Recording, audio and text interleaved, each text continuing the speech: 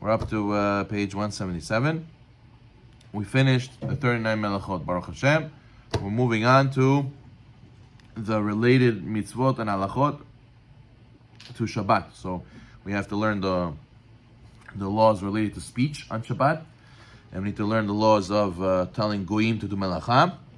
We need to learn the laws of refuah on Shabbat, and then that'll be the end. That'll be finishing the laws of Shabbat. Okay, so we have a famous pasuk: Im tashi b'Shabbat רגלך asot חפצך ביום קדשי, קראת Shabbat עונג קדוש השם מכובד, כי יברתו מעשות דרכיך מצוא חפצך דבר דבר. So the Navi Yeshaya tells us that if you restrain your foot because it's Shabbat, refrain from accomplishing your own needs on my holy day, you proclaim the Shabbat a delight and the holy day of Hashem honored. You honor it how? By not engaging in your own affairs, by not seeing your own needs, and discussing the forbidden. So the prophet's talking about dever davar, discussing the forbidden. That means on Shabbat, there's certain things you cannot discuss. What do you cannot discuss on Shabbat? So from these psukim, the Chachamim said that you have to honor Shabbat by changing the way you talk and changing your actions. So what does that mean? It means what you talk about and what you do. So Masad Derechecha, the way you move on Shabbat has to be different. So the Gemara learns the way you walk on Shabbat has to be different than the way you walk during the week. How do you walk during the week? So the Chachamim say that people walk usually rushed, or they run during the week, to go here, to go there, right? So but on Shabbat, you're not allowed to do that. You're not allowed to run or walk rushing for your own,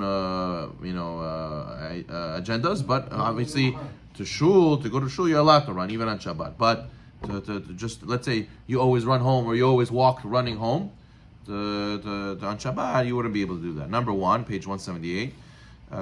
It's a lack of honor to run, to do rushed walking, taking big steps, jumping and skipping are all forbidden forms of movement on Shabbat. Number two, you're allowed to run for a mitzvah, like running to shul or to a Torah class. It is permitted to run or jump if one enjoys doing so. Number four, children can play jump rope or games that involve running or jumping on Shabbat. But some people, they like to jog. They like to exercise on Shabbat. We're going to learn that technically there's a way to do it, but really we avoid doing so on Shabbat. Let's say people like to walk after they eat the meal. They like to walk around the neighborhood. Number six, one may take a walk or a stroll on Shabbat, even if your intention is for health reasons, just to help digestion or to go sightseeing. Number seven, it is permitted to run in order to run away from a wild animal, for example, or running in order to not get wet from the rain. You're allowed to jump over a puddle or stream on Shabbat. You don't have to go around it. One is allowed to run away from a place where there's ladies dressed immodestly, or if someone's speaking Lashon Hara. Okay. You're not allowed to ride a bike on Shabbat. Right? Why not? So there's a couple of reasons over here. Some want to say because you might ride it in a place where there's no roof, and you might carry the bike, right? It might break down, and you might fix it. That's another reason they say. Another reason they say is because that's how people travel during the week. Some people, they use the bike to travel from place to place, and therefore, since we have to walk differently and travel differently on Shabbat, in the honor of Shabbat, so we have to also not use a bike, because that's what we use during the week. A child, however, may ride a tricycle on Shabbat, because that's not a bicycle that people use to travel. Tricycle is just like to play with, right? It's for leisure. But a formal bike, children and adults should not ride, even non-electric ones on Shabbat. Okay, mitzvah chavtzecha, pursuing your weekday occupations. So you're not allowed to do weekday occupations even if no melacha is performed, right? Number one, you cannot prepare for a melacha for it to be done after Shabbat. And number two, you cannot do business-like occupations on Shabbat. For example, number 11, the Gemara states, one may not go to your field or garden on Shabbat with intention of seeing what your garden or your field is missing, right? You go and say, you see, we have to fix that after Shabbat. Oh, you see over here, we didn't water the plants over here. We have to water the plants. You're not allowed to do that on Shabbat. This is considered going to a business or a development to see how his workers are doing on Shabbat. Let's say a person has workers working on his house on Shabbat in a permitted way. He pays them b'kablanut. He pays them per job, not per hour. And it's a place where there's no marit ayin. There's no Jews that are going to look and see and learn mistakes from it. And what happens? He wants to go to the house and see what's going on. Oh, they built this. He has to fix that. He's still missing that. You're not allowed to go do that. You're not allowed to go and check out your house in the building process on Shabbat. 12. one may not go to the end of the tchum on Shabbat in order to arrive at your field faster after Shabbat in order to perform a melacha, right? Let's say a guy goes, his field is outside the tchum. We talked about the other day, you're not allowed to leave 2,000 amot out of your city. So what does the guy do? The guy goes all the way to the 1900th amah, right? 99 amah, and he waits right there before Shabbat is over. That way he can right away go to his field right after Shabbat. That's not allowed because you're preparing and you're trying to take care of your occupations on Shabbat. A guy says, Motzei Shabbat, I have a trip I have to go to. So he starts packing on Shabbat and he starts putting all his stuff next to the door. That way everything's ready right after Shabbat. That's inappropriate to be doing on Shabbat. Not respectful to the Shabbat. Okay. Let's see. 15. One may look around in his house even though his intention is to see what needs to be fixed.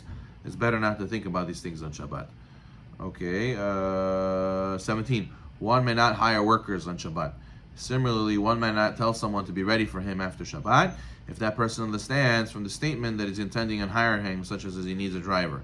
However, you're allowed to tell him through a hint by saying, can you stay with me until tonight? So you can't tell somebody, hey, I saw you on Shabbat. You see him on Shabbat. You say, hey, you want to work for me after Shabbat? Come, I'll hire you after Shabbat. You're not allowed to do that on Shabbat. Okay, 18. One may watch a non-Jew perform his work, even though his intention is to learn his techniques of what the non-Jew is doing.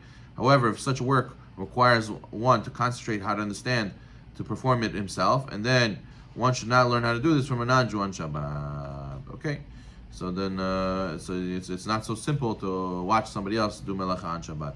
19. One may not work on Shabbat if he's paid specifically for the work that he does on Shabbat. Let's say you're a caterer and you hire Jewish waiters. Yeah, you have an event on Shabbat. You hire Jewish waiters, and the Jewish waiters are serving food on Shabbat. So how do you pay them? They're working on Shabbat. What's it? So he says, if one paid for a separate service that he did for the week, one can include in that pay work that he does for Shabbat. So what do? The guy came before Shabbat and he was setting up tables, chairs. And then on Shabbat, the next day, he comes and he serves the food. So when I pay him, what am I paying him for? I'm paying him really for the setup he did before Shabbat. And behavla, I'm sticking in the money over there also for what he did on Shabbat, but it's like a loophole. It's called I'm paying him for what he did during the week.